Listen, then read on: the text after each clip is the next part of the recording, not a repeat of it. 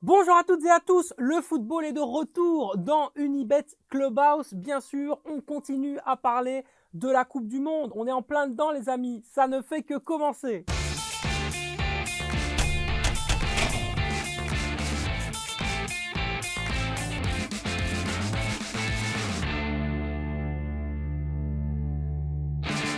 Et pour parler de cette Coupe du Monde et débriefer un petit peu cette première journée absolument palpitante, on a bien sûr notre chroniqueur, notre sidekick comme on dit maintenant.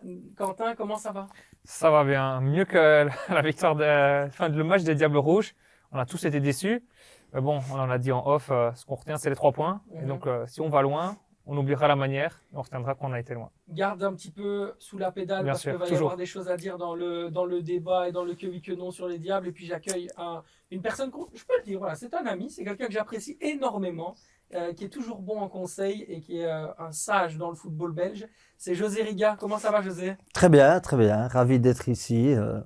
Toujours ravi d'être dans un endroit où on parle foot et on débat de l'actualité, puisque elle fait rage. Je rejoins Quentin sur la prestation. Je pense que depuis le début de la Coupe du Monde, on a vu de très bonnes choses. Et puis on en a vu d'autres, mais je pense que les informations tomberont au fur et à mesure. Voilà. Ouais. Félicitations pour ton retour avisé. C'est Oui. bien, tu es de retour au bercail là. Oui, le quatrième, hein, après une expérience exotique, je vais dire, ben voilà, le président m'a demandé de lui donner un coup de main, comme c'est mon club de cœur à 5 minutes de chez moi, voilà. C'est vrai que tu es vraiment à Difficile côté. de refuser. C'est clair. Mais en plus de ça, vous avez fait un très bon mercato avec notamment le retour de Pelé Mboyo en tant qu'attaquant, qui est un super joueur international belge quand même. C'était un beau transfert, ça a beaucoup fait parler. Oui, tout à fait, d'autant plus que j'ai eu Pelé au Cercle de Bruges, où il avait été bien utile d'ailleurs dans la lutte contre la relégation. Non, c'est un très bon joueur, avec un profil qu'on ne trouve pas évidemment comme ça à tous les coins de rue. Donc, non, je pense qu'on a une équipe qui peut certainement faire mieux que ce qu'ils ont fait jusqu'à présent. Maintenant, voilà, la seule vérité du terrain nous donnera les indications. Après, le ressenti, c'est comme je dis toujours aux joueurs, hein, moi je passe le témoin et après, à eux de faire ce qu'il y a lieu de faire. Mais voilà, c'est une série intéressante avec l'intégration des U23. Donc voilà, et on a beaucoup plus de matchs que la saison passée, ce qui est bien, somme toute, puisqu'il y a quand même un écart qui s'est creusé entre les 3-4 grosses séries, équipes pardon, de la série. Mais bon, voilà, tout reste quand même à faire et j'espère qu'on le fera. El professeur José Riga, vous voyez un petit peu la tirade fantastique et la passion aussi hein, de José, qui était un entraîneur qui a vraiment parcouru beaucoup de clubs qu'on aime beaucoup, le Standard de Liège, le Cercle de Bruges, entraîneur à Charlton, on en reparlera, mais voilà, tu as quand même une certaine crédibilité dans ce monde du foot qui est quand même assez importante. Et puis surtout, voilà, c'est quelqu'un, quand il parle de football aussi, je peux en témoigner, ça fait plaisir de débattre avec lui. Et on va le faire tout de suite, le que oui, que non, bien sûr, sans attendre. On démarre avec la première question. Après le succès de la Belgique et des Diables Rouges contre le Canada, ils enchaîneront ou pas une victoire contre le Maroc, nos Diables Rouges? C'est une question que je vous pose, oui ou non? Oui. Oui.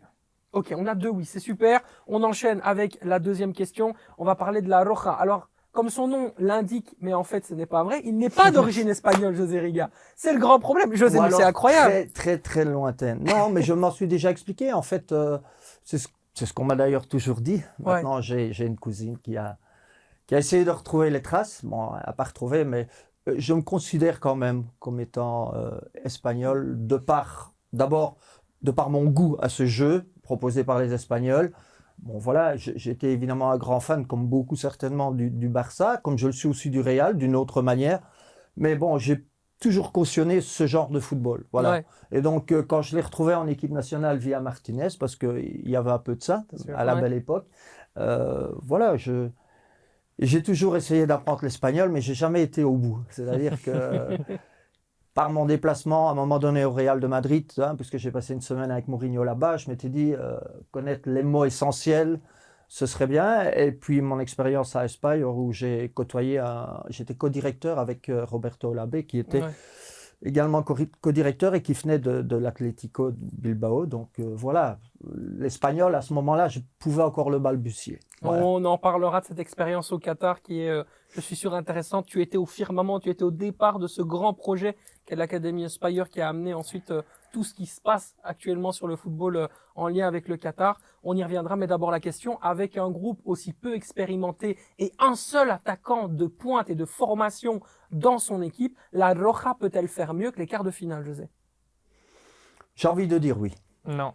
Alors, allez, c'est bien. On a un premier objet de débat, c'est sympa, c'est intéressant. Et puis, bien sûr, vous avez vu cette victoire incroyable de l'Angleterre face à l'Iran, 6-2, absolument impressionnant cette armada. Et justement, est-ce que cette armada sera suffisante pour permettre à l'équipe d'Angleterre de remporter la Coupe du Monde? Non. Non. Oui, pourquoi pas. Allez, c'est bien, on a deux objets de débat, on a un accord, et on part tout de suite avec l'accord. Bien sûr, les Diables Rouges. Vous m'avez dit tous les deux, oui, ils vont gagner contre le Maroc, ce sera dimanche, 17h de mémoire, 17 ou 14h, je pense que c'est 14h. 14h, ouais. Allez, 14h encore une fois, tu vois, quand on parle de spécial. Ah oui, là, je lui laisse la parole. Il est fantastique. Donc, une victoire possible, on va revenir très brièvement, bien sûr. Qu'est-ce qui a été qu'est-ce qui a été face au Canada? Qu'est-ce qui a été positif et qui pourrait être potentiellement gardé pour jouer contre le Maroc, et qu'est-ce qui n'a pas été à l'inverse contre le Canada? Alors bien sûr, la deuxième partie risque d'être plus lourde que la première. C'est sûr. Quentin? Le positif, on a le meilleur gardien du monde. Ouais. Il n'y a rien à dire. Et, ici, cette saison, 9 pénaltys, 5 il en arrête, 52% de pénaltys sauvés, c'est incroyable avec sa grande taille. Il était très très fort. Il rassure un peu, même s'il n'y a pas beaucoup d'éléments qui peuvent rassurer. Alderweireld, j'ai bien aimé. Il est là dans les duels aériens. On a vu énormément le Canada qui faisait des centres. J'ai pas trop compris pourquoi ils se précipitaient, d'ailleurs en fin de deuxième mi-temps à faire des centres alors qu'ils avaient des joueurs rapides. Notre défense n'est déjà pas rapide, qu'elle avait le match dans les jambes, donc la fatigue. J'ai pas compris pourquoi à chaque fois sur l'aérien qui est monté, à chaque fois ils voulaient lancer des centres sur lui. J'ai pas trop compris. Tant mieux pour nous, parce qu'on avait Toby qui prenait tout. De Bruyne, un peu une déception pour moi, mais c'est un peu confirmé. Eden Hazard, j'ai bien aimé. Il a plus son niveau de 2018, Ouais. mais il a gardé le ballon quand on a besoin de garder le ballon, surtout en première mi-temps où ça n'allait pas. Les côtés, j'ai vraiment pas aimé. Castagne, Carrasco, grosse déception pour moi. On n'a pas beaucoup de backup. C'est ça qui fait Meunier blessé avec son masque, il est pas à 100%, on le sait. Torgan Hazard, est-ce qu'il va remplacer Carrasco ou pas? On le sait pas. Et sinon, Onana, la montée, j'ai vraiment bien aimé. De l'envie, de la combativité, ça a fait du bien sur le match. José, ce côté gauche belge, il fait peur quand même. Au niveau défensif, c'est quand même très limite. Oui, tout à fait, mais il n'y a pas que ce côté gauche, malheureusement. Je veux dire, il y a beaucoup de choses qui ont fait peur hier. Maintenant, ça reste un match bien précis. Ils ont pu jouer, enfin tabler plutôt sur, évidemment, l'immense Courtois, de nouveau, décisif. Non seulement décisif sur le penalty, mais c'est presque notre meilleur défenseur, parce que jeu au pied, c'est lui qui a assuré pratiquement toute la relance. On l'a joué même de trop. Mais c'était dire un petit peu l'incapacité à construire plus haut. Je peux comprendre à un moment donné que l'équipe soit étirée parce que justement ce manque de vitesse fait qu'on n'a pas envie de s'exposer évidemment dans le dos. Et en général, l'équipe était suffisamment rassurante en possession pour pouvoir tenir le ballon très haut. Mais même dans l'enchaînement des passes, on n'y est pas arrivé. Hein. J'ai vu des séquences de 3 passes maximum. C'est vrai qu'à ce point de vue-là, Witsel a été mis sous les teignoirs aussi. De Bruyne n'était manifestement pas dans un grand jour. Il était dans un jour où on le voit dans son attitude, quand l'équipe ne tourne pas, ça se voit. Eh ben voilà, il est pas content, il fait sa tête de cochon. Il commence à s'enfermer, etc. Mais bon, malgré tout, il est à l'origine des contres. Et malheureusement, contrairement à ce qu'il fait d'habitude, il n'a pas fait les bons choix, notamment sur le décalage qu'il aurait dû faire à Tielemans, qui était pour moi évident pour un joueur comme ça, hein, tellement il est capable de mettre à profit sa qualité technique et sa pensée réunie. C'est vrai que sur les côtés, c'était pas... Mais bon, Carrasco est un peu, je dirais, sacrifié, mais c'est aussi la non-présence de Vertonghen, parce que... C'est surtout ça. Je pense que, voilà, Vertonghen ne rassure vraiment plus. Autant j'ai aimé la charnière centrale par son intelligence, par son positionnement, mais là, voilà. Donc... Un manque de prise d'initiative aussi. Moi, j'ai dit aussi, Hazard, c'est vrai qu'il a été beaucoup mieux, mais c'est parce qu'on l'a vu tellement mal. Et puis les autres étaient tellement peu à la hauteur que finalement, il nous semble, par comparaison, tu vois, que Hazard a fait un bon match. Mais bon, c'est pas là qu'on le veut. Non. Même si, encore une fois, j'ai été surpris parce qu'il y a eu quelques gestes qu'on ne retrouvait même plus. Le contrôle orienté, voilà, magnifique, voilà. par exemple. Mais ça se limite à ça. Ça se limite à ça. Hein. Et on parle de backup, on n'en a pas vraiment pour le moment. Donc, ok, passer le premier tour, moi j'aimerais à un moment donné voir aussi les nouvelles têtes un peu On plus peut les fraîches. nommer Arthur Théa, Arthur Tamadou Théa, qui Onana. pour moi était pratiquement un des joueurs avec Carrasco à avoir tiré son épingle du jeu contre l'Égypte. Maintenant, ça reste un match amical, mais il va tellement vite dans son C'est apprentissage. sûr. Ostan, Traine, etc. Enfin, il n'y a que du positif concernant ce joueur. Mhm. Au moins, il nous apportera de la vitesse. Ses relances contre l'Égypte ont été propres. Voilà, j'attends de le voir dans l'équipe pour qu'il nous conforte, comme Onana l'a fait hier, par son apport, quoi. Mais parfois, on a Voilà. l'impression que c'est un manque d'idées. Hein. On a vraiment l'impression qu'il y a un manque d'idées dans la création du jeu et aussi dans le manque de, quand je parlais de prise d'initiative, je parle également de cette volonté qu'ont les milieux de terrain à un moment donné à asseoir leur domination, ne serait-ce qu'au niveau de balle au pied. On a envie de voir un milieu de terrain rayonnant, solide, conquérant et qui est capable à un moment donné aussi d'arriver dans l'axe du jeu avec des combinaisons jeu court.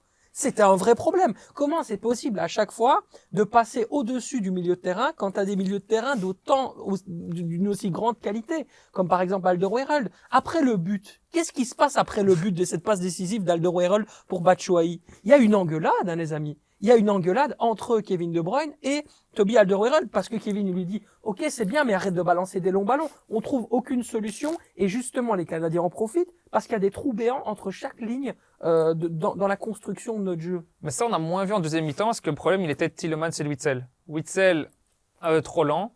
J'adore le joueur pourtant. Witsel était trop lent, Witsel était dépassé. À chaque fois, il était deuxième sur les ballons. À chaque fois, il était dépassé dans les combinaisons des Canadiens. Et Tielemans, à Leicester, c'est bon, il a une bonne frappe. Mais je suis désolé, avec les Belges, le déchet, le nombre de passes ratées, je trouve que c'était affolant. Quand il avait une passe, il devait faire une passe à 5 mètres, il la mettait en touche. T'es en Coupe du Monde, tu dois quand même avoir un certain niveau où tu dois quand même assurer des passes faciles. Il y a quand même une grande différence entre les joueurs belges en club et en équipe nationale. Oui, ben, forcément, nos remarques valent en comparaison de ce qu'ils nous ont déjà offert. Oui. Et à ce Non, moment-là, ils étaient tous à leur meilleur niveau C'est sûr. et ils évoluaient pratiquement tous, comme la France actuellement, dans des clubs qui ne visent pas uniquement le titre, mais qui visent la Champions League. Malheureusement, bon, l'âge, ceci, cela, bon, Alderweireld et Vertonghen ne sauraient plus avoir, je vais dire, leur niveau de performance en jouant dans le C'est sûr. championnat belge. C'est pas pour cracher dans la soupe, certainement pas. Maintenant, quand on parle de perte de balles, de solutions, les solutions viennent toujours du collectif. Je veux dire, s'il n'y a pas de mouvement, on ne peut pas demander à un joueur d'être précis, Ouais. de pouvoir enchaîner si l'équipe ne vit pas. C'est le mouvement.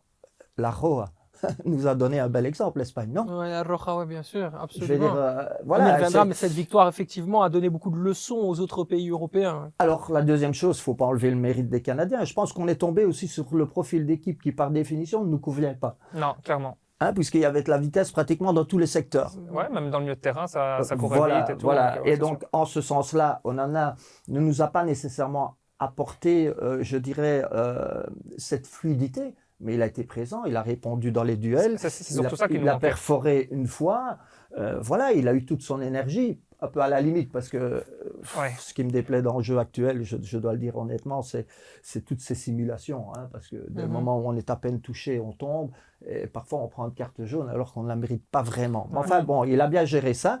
Maintenant, je connais Michy Batshuayi, puisque je l'ai eu au Standard quand il a commencé. Mais c'est quasiment toi qui l'as lancé. Tu as lancé Michy Batshuayi. Oui. Je me rappelle très bien qu'il a marqué en Europa League, notamment à Copenhague, il a fait le 0-1 alors qu'il était le seul attaquant. Mais je veux dire, je le connais particulièrement bien pour dire que c'est un hyper doué. Donc voilà, ce qu'il a encore fait hier est dans le rectangle, ça je ne lui enlève rien. Maintenant voilà, pour lier le jeu et avoir une participation avec le reste de l'équipe, c'est évidemment plus délicat. Maintenant, il avait beaucoup de déchets. Est-ce que c'est lié à la concentration? On a vu des fois des contrôles qui rataient, mais c'est pas le Michy qu'on a déjà connu, par exemple. Je pense que Michy, en fait, c'est vraiment le dernier étage de la fusée. Il faut pas lui demander de finir comme ça avec une débauche d'efforts, de repositionnement, de participation collective. C'est pas son truc. Ouais. Et quand il le fait, bah, c'est physiquement. Alors à ce moment-là qu'on manque de fraîcheur. Je pense qu'on a vraiment été dépassé dans tous les secteurs, exception faite des quelques joueurs qu'on vient de citer. Mais encore une fois, c'est, vous savez, faire bouger un adversaire et pouvoir... Notre façon de faire, c'était plus de capturer le ballon avant. Voilà, de se dire, voilà, même si on n'a pas de vitesse, au moins on maîtrise. Et forcément, l'adversaire ne sait être dangereux que s'il a le ballon.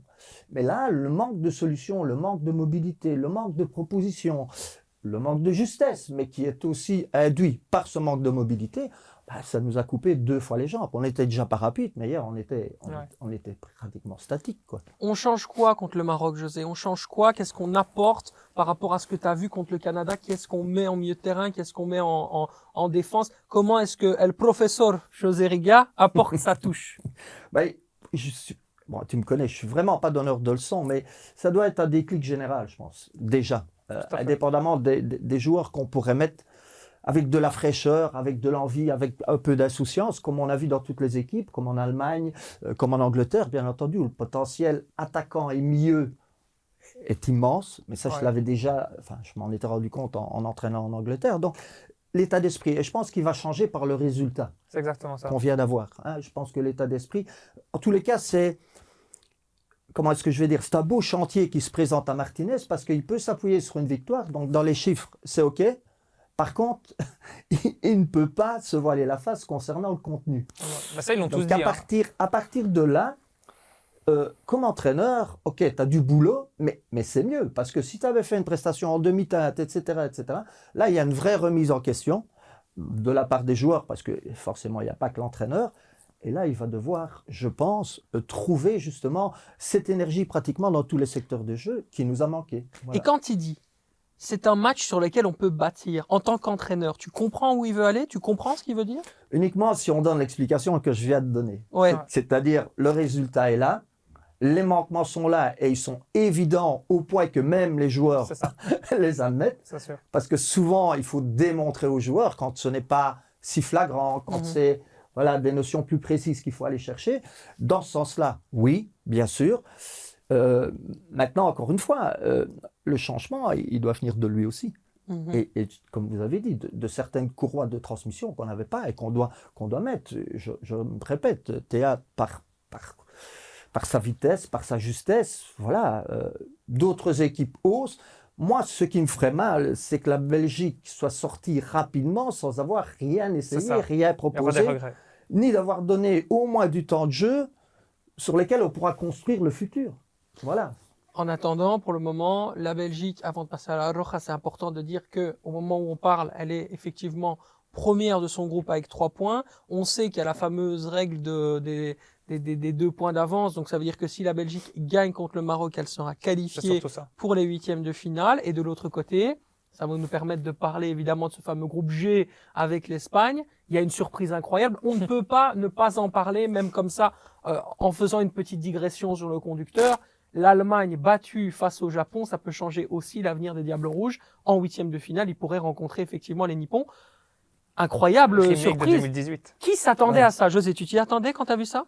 Très sincèrement, je reviens 2 minutes sur mon parcours au Qatar. Et là-bas, j'ai eu l'occasion de voir jouer. Forcément, pas l'équipe actuelle, mais il y avait un tournoi avec toutes les plus grandes équipes. Et j'ai vu jouer le Japon. Et honnêtement, c'était un petit Barça. Il faut savoir que, par définition, ces gens, en termes de proprioception, de coordination, ils sont nés avec. Et l'éducation scolaire ou autre et athlétique fait que, voilà. Ce qu'ils n'ont pas, c'est génétiquement la puissance, etc. Mais ils développent une forme d'intelligence. Si tu ajoutes à ça une discipline naturelle chez eux, eh ben, tu as le résultat qu'on a. C'est-à-dire une équipe qui est capable de performer dans la durée, qui n'a pas d'état d'âme. Je veux dire, les remplaçants ont fait le boulot. L'entraîneur a très bien managé. Donc voilà, il n'y a pas encore ces égos démesurés, c'est déjà pas dans la culture. Et encore une fois, ils savent y faire. Ils savent y faire parce que techniquement, pied gauche, pied droit, bon, quand même de la vivacité. C'est une des recettes qui peut marcher dans le football. Ah, ça, tu as parlé de vivacité. Mitoma, Kubo, Kamada, même le petit Tomiyasu derrière, c'est incroyable. Ah, mais on a la meilleure démonstration avec Ito de gang. Ito, bien sûr. Dieu sait s'il fait mal et il sait le faire à répétition, ses efforts, tu vois.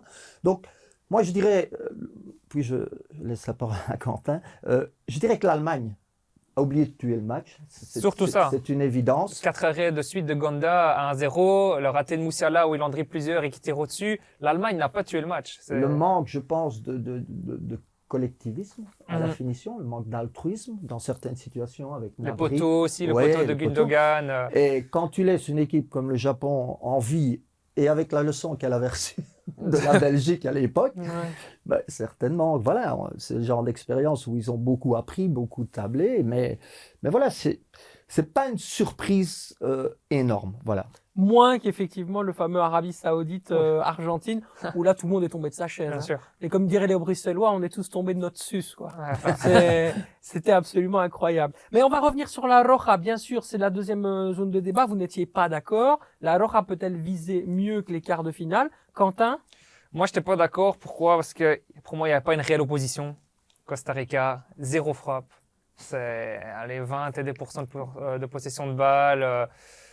Les joueurs, franchement, j'aurais pas voulu être à leur place. C'est là, tu as 0 tir, tu dois subir le match. L'Espagne joue vraiment ce rôle où ça peut aller de tous les côtés. Et je pense que le Costa Rica leur a facilité la chose qu'une grande nation, quand ils vont tomber contre une grande nation en huitième ou en quart, c'est là que l'Espagne va montrer ses difficultés, comme ils l'ont montré notamment en Ligue des Nations avec une défaite contre la Suisse. Quand ça joue des plus grosses nations, c'est déjà plus faible. Et là, le Costa Rica, pour moi, il n'y avait pas de rivalité. Donc c'est pour ça, et comme tu l'as bien dit, il manque un 9. Le 9 était sur le banc, c'était Morata qui est monté et qui a marqué. Qui a marqué. Mais il manque d'un vrai 9. Et pour moi, l'Espagne ne gagnera pas la Coupe du Monde. Quelle maturité ce milieu de terrain, Gavi, Pedri, Sergio Busquets, c'est le Barça Ouais. dans une sélection nationale. Oui, on a beaucoup parlé de la jeunesse, mais il faut se rappeler que dans cette équipe, je prends juste l'arrière-garde, elle est expérimentée. Jordi Alba. Quand même, hein. Jordi Alba, Rodrigue, on ne peut pas dire que c'est des nouveaux, hein, les Laporte, etc. Donc forcément Busquets. Mais je rejoins pour partie Quentin. Non, très justement, il a fait remarquer que autant le Canada n'était vraiment pas l'adversaire idéal pour entrer en matière, je dirais, contre la Belgique, comme entrée en matière, autant le Costa Rica était pratiquement une victime consentante dès le début du match pour l'Espagne. Donc il faut aussi garder les pieds sur terre quant au... Moi, ce qui me pousse à dire que peut-être ils iront plus loin, c'est simplement le fait que, par définition, j'ai montré mon amour pour ce jeu, hein, et qu'ils retrouvent quand même une identité catalane, Ouais. qui à un moment donné... Et puis, de par leur entraîneur, qui ne doute de rien, Ça, c'est la force. qui a... Rappelez-vous, quand il a succédé à Guardiola au Barça, on se disait comment est-ce qu'il va faire pour faire aussi bien, mais il a quand même performé. Et je crois qu'il a cette force, ce charisme nécessaire à des équipes comme l'Espagne, parce que bon, la presse là-bas, tu connais, etc. Il faut être solide. Ça fait partie des toutes grandes nations pour lesquelles l'attente est extrême. Mais c'est vrai que ça dépendra aussi du tirage. C'est-à-dire qu'en effet, contre une équipe plus costaud, physiquement mieux en place, je ne suis pas sûr qu'ils vont pouvoir faire joujou, évidemment, comme ils l'ont fait avec le Costa Rica. Voilà. Mais ils ont un banc aussi. Ils ont un banc. Ils ont de la vitesse. Donc,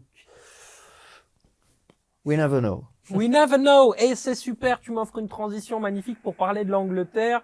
L'Angleterre vainqueur 6-2 dans son premier match face à l'Iran. Iran dans un contexte politique très compliqué. Ils n'ont pas chanté l'hymne. Ils étaient quasiment pas présents. Moi, j'ai vu des morts vivants sur le terrain. J'ai pas nécessairement vu une équipe de foot. Ils étaient plus là pour protester et d'utiliser la lumière qu'autre chose. Mais est-ce que cette Angleterre peut remporter la Coupe du Monde? Là encore, vous n'êtes pas d'accord. Quels sont les arguments que vous avez l'un ou l'autre que vous pouvez opposer, José? Moi, tu connais l'Angleterre, ce qui me fait peur. Oui. On rappelle, tu as été entraîneur de Charlton, de Blackpool, donc tu connais cette équipe, tu connais la mentalité là-bas. Très sincèrement, quand je suis arrivé là-bas et que j'ai vu le potentiel individuel des joueurs, notamment des jeunes joueurs, parce que ce soit pied gauche, pied droit, la force physique, parce que c'est un atout quand même ils aiment développer naturellement, d'autant plus qu'au jour d'aujourd'hui, le fitness est à la mode, donc il ne faut pas demander. Mais je me suis dit, en voyant les qualités individuelles et cette envie qui est propre aussi à l'Angleterre, parce qu'on ne fait pas les choses à moitié, hein, à l'inverse de se laisser tomber et de simuler, quand ils sont à terre, c'est celui qui se relève le plus vite, même avec une jambe cassée. Donc quand on réunissait tous ces ingrédients, je me suis dit, le jour où il va y avoir des coachs européens pour leur donner une vraie idée de jeu, et elle peut être différente, hein, avec Mourinho, avec Guardiola, avec Klopp, etc., ils vont faire mal. Et j'ai vu ce potentiel de jeunes joueurs. D'ailleurs, les équipes d'âge ont montré à travers les résultats. Maintenant, ce qui me fait plus peur, c'est plutôt défensivement. Voilà. Maguire ne m'a jamais vraiment rassuré. Je pense que je ne suis vraiment pas le seul. Stones s'est amélioré avec Guardiola, mais il alterne une position de latéral et de milieu parce que parfois il lui manque un peu ça. Luke Shaw, il fait son boulot. Enfin voilà, c'est plutôt ce secteur-là qui me fait dire que ça pourrait être difficile. Pour le reste, encore une fois, au même titre que l'Allemagne, les secteurs milieu offensifs, et peut-être encore plus dans l'Angleterre, ils ont pléthore de Plus dans solutions. l'Angleterre, ouais. Ils ont pléthore de solutions et de la complémentarité, parce qu'on parlait d'un neuf, mais là, il y a quand même Kane qui peut forcément, et avec de la vitesse. Quand on pense que Phil Foden est rentré et qu'il ne fait pas l'unanimité en équipe nationale, Rashford qui rentre et on voit. Non, voilà. Donc, c'est peut-être parce qu'il leur manque cette ligne arrière, mais voilà. Quant à l'argument contraire qui t'a permis de ne pas être d'accord avec José. Demi-finaliste de la dernière Coupe du Monde, finaliste du dernier Euro. Du coup, à chaque fois, il monte un échelon. Cette année, potentiellement vainqueur de la Coupe du Monde.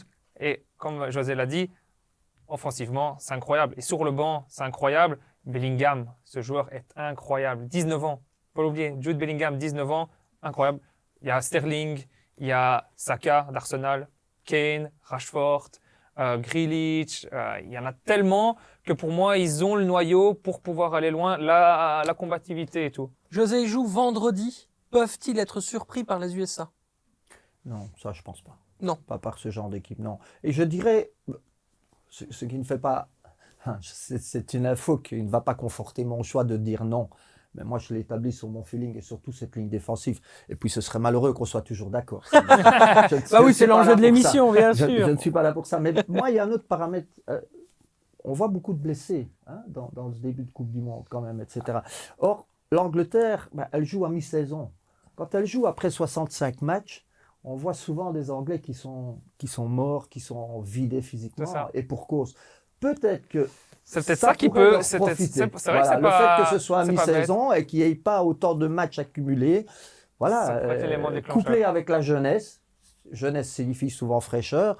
Donc voilà, ça pourrait être, à mon avis, en plus des qualités de ce noyau-là, être un élément important. La fraîcheur de novembre sous la chaleur du désert du Qatar. C'est là-dessus qu'on se quitte sur les débats, messieurs.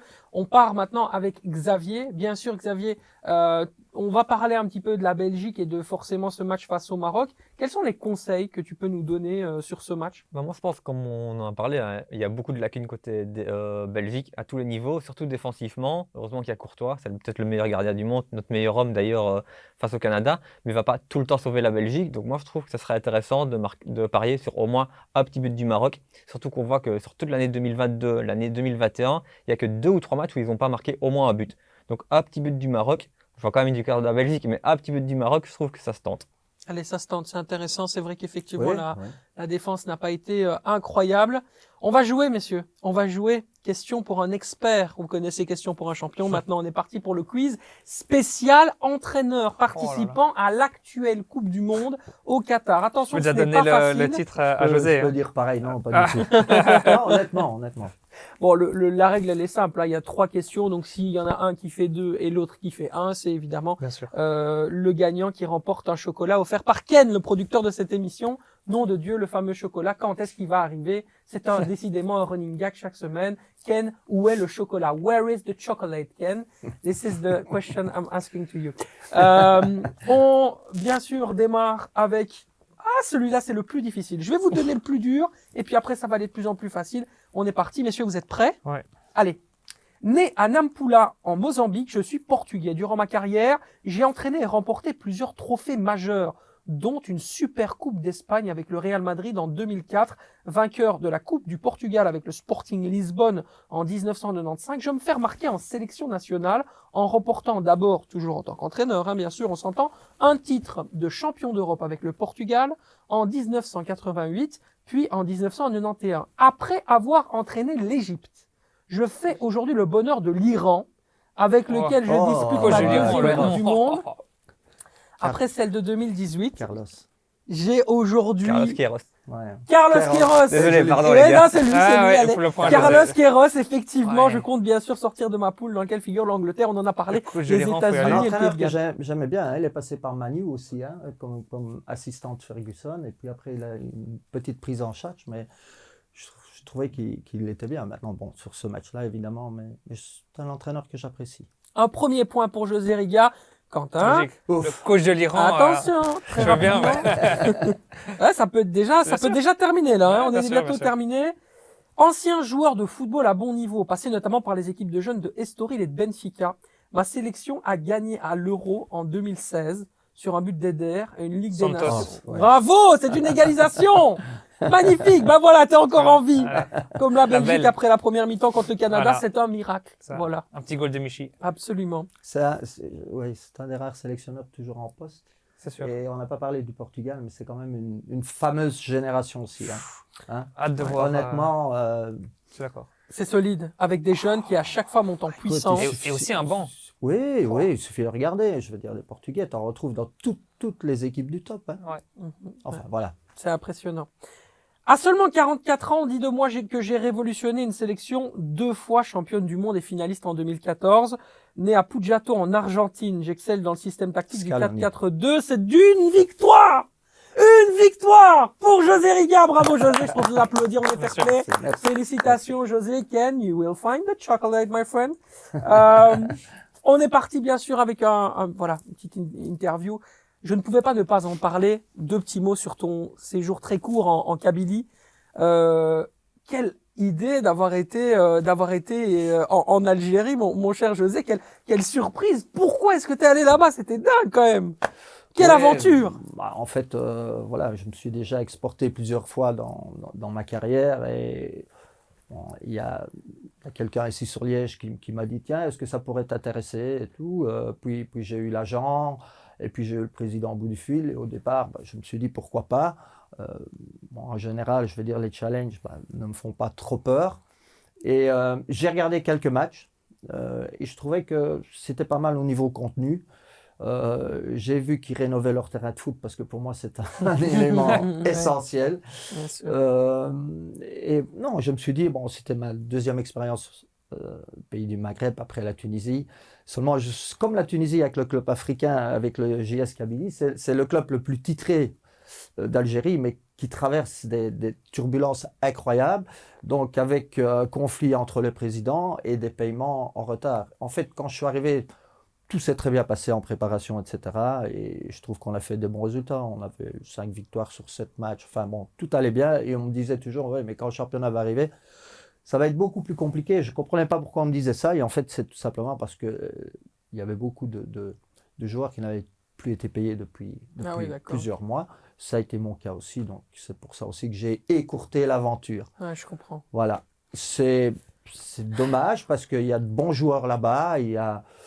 Mais voilà, il y a des choses incontournables. Bien sûr. Voilà, avec Ça lesquelles s'appelle le on ne peut pas. professionnalisme et le manque de professionnalisme du football africain, ça peut parfois aussi ne pas leur permettre de progresser. Oui, parce qu'encore une fois, moi, la JSK, ce que j'aimais bien, c'était son âme, parce que c'est un petit peu un état dans l'état aussi. C'est un peu comme les Catalans. Barça, si tu veux, c'est une identité personnelle, les Kabyles.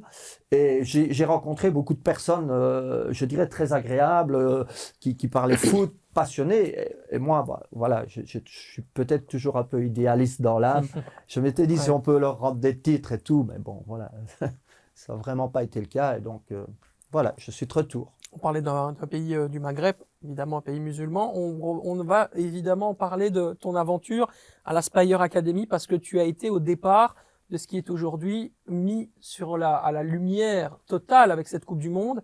Comment le Qatar approche-t-il le sport? Comment est-ce que tu as vécu ton aventure en tant que directeur de cette académie, co-directeur? En fait, j'étais au Standard à l'époque.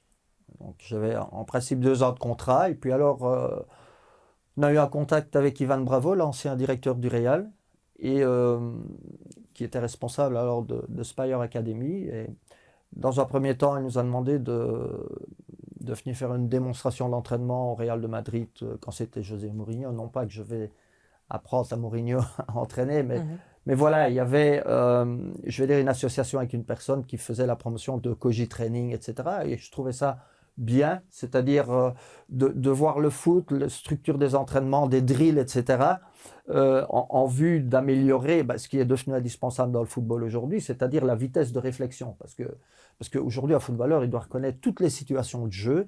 Si on peut lui inculquer ça dès le départ, c'est mieux. Enfin, voilà. Donc, c'était pour développer les capacités du cerveau.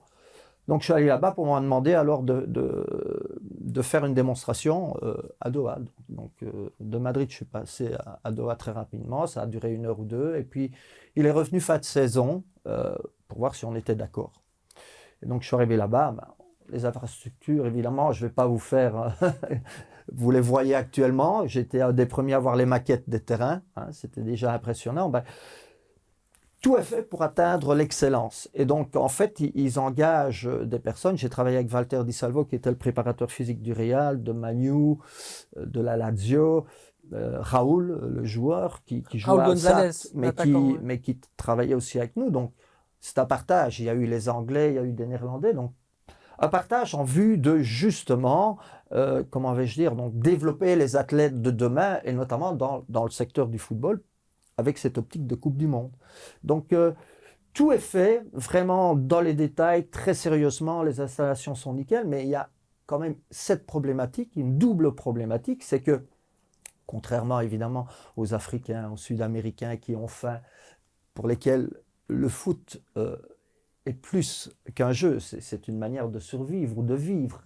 Bon, ce n'est pas évidemment le cas des Qatariens, tu t'en doutes. Oui. Donc voilà, cette facilité pour avoir tout les empêche parfois de se surpasser. Mais indépendamment de ça, parce qu'il y a quand même de très bons joueurs dans cette équipe, et honnêtement, je crois qu'on va voir beaucoup mieux que ce qu'on a vu sur cette première mi-temps. Il y a aussi un autre, je dirais, problème qui empêche justement cette nation de grandir vers le foot, c'est l'exemple. Vous savez, dans tous les sports, que ce soit Justine Henin en tennis, etc., forcément, ça a un effet considérable sur l'engouement qu'on a pour ce sport. Or, dans le domaine du football, à part quelques joueurs qui sont venus à Eupen, ou peut-être l'un ou l'autre en D2 espagnol, il n'y a pas encore un Qatarien footballeur qui aspire. On l'a vu face à l'Équateur, effectivement. Ça pourrait être une source de motivation par rapport à ces jeunes qui se disent, voilà. Donc, voilà, je pense que l'approche a été bonne. Nous, on a mis 6 semaines pour vraiment connaître l'environnement. On avait fait un rapport, puis on a mis des choses en place. Et puis bon, malheureusement, je ne suis pas resté suffisamment longtemps, mais il y avait aussi l'entraîneur actuel, Félix, qui à l'époque entraînait une équipe de jeunes et qui est passé un peu par toutes les équipes de jeunes jusqu'à l'équipe première. L'idée, elle était magnifique. Il y avait aussi, couplé avec ça, en fait, ils avaient aussi une école avec Colomer, Joseph Colomer. Oui, Joseph Colomer, ancien directeur sportif de Eupen. Et de Barcelone. Et de Barcelone, que j'ai bien connu, qui m'avait demandé des renseignements sur Eupen quand il est arrivé. Voilà, il y avait cette connexion aussi avec les Africains, mais il est clair qu'ils n'ont pas pu refaire ce qu'ils avaient fait notamment avec l'équipe de handball, c'est-à-dire des naturalisations à gogo. Ils auraient bien aimé. Voilà. Et donc ils sont restés dans ce qui était permis, dans ce qui était légal. Mais je dis, ils auraient un exemple de réussite, ça pourrait générer cette motivation. Pour le reste, voilà, ça c'est mon avis, mais c'est de nouveau une grande expérience parce qu'il n'y a pas que le foot dans cette académie. Il y a le basket, il y a l'athlétisme, et en athlétisme, ils ont fait quelques résultats, notamment sauteur en hauteur, etc. Donc voilà, ils sont très performants et c'est très structuré. Et puis vous savez aussi qu'il y a très peu finalement de Qatariens par rapport aux expatriés. Bien sûr. Mais j'ai trouvé ça, moi personnellement, encore une fois, très enrichissant parce qu'on vit avec des Espagnols, des Anglais, des Australiens qui ont tous une expertise. Donc c'est très bien à partager comme expérience. Un homme, c'est ça, un homme d'aventure, un épicurien. Et un homme un bourlingueur. Voilà, je pense que José le bourlingueur, c'est quand même, c'est pas mal comme. Attention, parce que tu m'as appelé professeur, maintenant bourlingueur. Je suis pas sûr que. Quand est-ce que tu as une petite question peut-être à poser à José? Ouais, le joueur que vous retenez, qui vous a le plus impressionné de toute votre carrière? Oui, il y en a quelques-uns. Bon, je ne peux pas taire Sergio Conceição parce que c'est quand même un super joueur doté d'un tempérament de feu. Bon, il y a eu à une certaine époque Emil Mpenza, il y a eu Rapaic qui avait un pied gauche, mais extraordinaire, ce Croate. Bon, Gucci Onyewu, plutôt par sa puissance physique, c'était impressionnant. Et puis une personnalité très agréable. Fantastique. Ici, que j'ai eu au Cercle de Bruges, c'est Mercier. Qui a quand même une qualité exceptionnelle de footballeur. Maintenant, voilà, quand j'ai travaillé aussi pour l'AC Milan, parce que j'ai travaillé aussi pour l'AC Milan, voilà, j'ai vu des jeunes éclore comme Locatelli, et on voyait déjà que ce profil, Locatelli, l'international italien. Balotelli était là, c'était du temps d'Allegri. Et j'en oublie certainement. J'ai eu, par exemple, Yaya Sanogo, qui malheureusement n'a pas réussi à Arsenal. J'avais été le chercher, là, j'avais une discussion avec Wenger, et qui avait été pris à l'époque pour remplacer Adebayor. Ouais. Ben, voilà, et quand il est venu, le peu de temps qu'il est resté avec moi à Charlton, ben, il est parvenu à mettre un hat-trick, ce qu'il n'avait jamais fait jusque-là. Ben, c'était aussi un joueur très talentueux. Par contre, il y a le talent et il y a la capacité voilà, de mettre ça à profit de l'équipe à travers les matchs. J'en oublie certainement, mais j'ai eu pas mal de bons joueurs et voilà, c'est à nouveau une belle expérience, quoi. José, une dernière question avant de passer au pari de la semaine. Quelle serait l'idée principale, si je te mets dans un rôle comme ça de directeur sportif, que tu souhaiterais vraiment mettre en avant dans un club? Une idée qui te tient à cœur, où tu dis, moi j'ai des idées sur le foot, ça, si je suis directeur sportif, je le mettrai en place. Et je pense qu'on a vu que la jeunesse aujourd'hui apportait énormément, donc il faut trouver le bon compromis. Par contre, ce que j'imposerais comme directeur sportif, et ce très tôt, ce serait de développer le football dans l'ordre. C'est-à-dire que pour moi, un jeune, un très jeune, doit d'abord apprendre à maîtriser son corps. C'est-à-dire que ça a l'air simpliste, mais courir, s'arrêter, tourner, pouvoir avec cette faculté d'être un peu ambidextre, même si les plus grands ont souvent un seul pied, comme Maradona, comme Messi, etc. Ouais. Mais je veux dire d'abord une capacité. Ensuite, de pouvoir se mouvoir avec forcément le ballon, donc cette capacité d'assembler les deux, avec de la répétition, mais de la répétition variée. Voilà, ça c'est important d'avoir une répétition, pas systématique parce qu'elle n'apporte plus rien, donc il faut challenger. Quand tu es sûr qu'on a atteint un plafond, ben on va un peu plus haut. Après, il y a forcément le partenariat avec tes partenaires et puis seulement l'adversaire. Et je pense que ce qu'il faudrait pouvoir faire dans les clubs, c'est mettre un petit peu de côté, je sais que tout le monde le dit, mais personne ne le fait, cette notion de compétition. Et en tous les cas, pour satisfaire un peu tout le monde, parce qu'il y a quand même un rôle sociétal dans un club de foot par rapport aux jeunes, ce serait de pouvoir créer une génération sur 2-3 ans. Voilà, une élite qui rassemblerait non pas par âge, mais par capacité, qu'elle soit naturelle et physique ou qu'elle soit footballistique. Et je dirais presque les préserver de cette compétition et les faire jouer de temps en temps quand on estime qu'il y a un palier à franchir et qu'on veut forcément, à travers un match, conforter son idée de progression. Voilà, ça c'est une chose et ben voilà, moi tu le vois bien, je suis toujours énormément passionné, j'ai la prétention de dire que je connais les ingrédients qu'il faut dans une équipe pour performer, on le voit tout le temps, hein. Vous avez parlé à juste titre que l'Espagne manque d'un numéro 9, mais ça a toujours été la problématique de l'Espagne, il faut reconnaître. Oui, tout à fait. Ouais. Maintenant voilà, ça ce sont des choix, mais et alors le dernier point que je mettrais en évidence pour moi, personnellement, bon, la possession ne fait pas tout dans le football. On dit souvent quelle est ta façon de voir le jeu, quel est ton système. J'imposerais justement qu'on oublie un peu les systèmes et se concentrer plutôt sur l'animation. Et pour moi, dès le plus jeune âge, un joueur pouvant évoluer à plusieurs passes, ça ne saurait être que bénéfique. Parce qu'aujourd'hui, un footballeur, on lui demande de tout savoir faire. L'exemple vient de l'Allemagne, avec le milieu dont tu as parlé. Ouais. Musiala, Jamal Musiala. Non. Joshua de l'Angleterre, pardon, qui joue en Allemagne. Ah oui, Bellingham. Bellingham. Ouais, bien sûr. Ça, c'est vraiment le produit. On l'a vu dans le match. Ouais. Jouer comme un filtreur, se repositionner comme 6, avec la même facilité. Pourquoi ? Des fois, on le voyait à côté de Maguire. C'est lui qui met le premier goal de la tête, partout. Voilà. Donc, voilà, cette capacité à reconnaître les situations de jeu, ça se fait aussi par des changements de poste. Pas seulement avant le match, mais aussi après le match. Et puis après, un 4-2-3-1, bah, ça devient un 4-4-1. Je veux dire, voilà. Et quand on me dit, quelle est ta philosophie? Moi, j'aimerais bien avoir une équipe, et je le répète souvent, full option. C'est-à-dire qui est bonne en possession quand il faut. Tu mènes à 0, tu dois un petit peu souffler. Qui est percutante, mais qui peut être agressive dans le bon sens du terme et solide défensivement. Bonne surface arrêtée. Sur les 5 principes de jeu. Voilà. Ça c'est mon idée que j'essaierai de développer. Et puis se dire aussi que entre plusieurs joueurs qui pourraient proposer les mêmes qualités techniques footballistiques, s'attarder certainement sur l'homme qu'il est derrière le joueur. Parce que ce qui fait la différence au jour d'aujourd'hui, c'est cette capacité de résilience et de surmonter tous les coups durs. Voilà.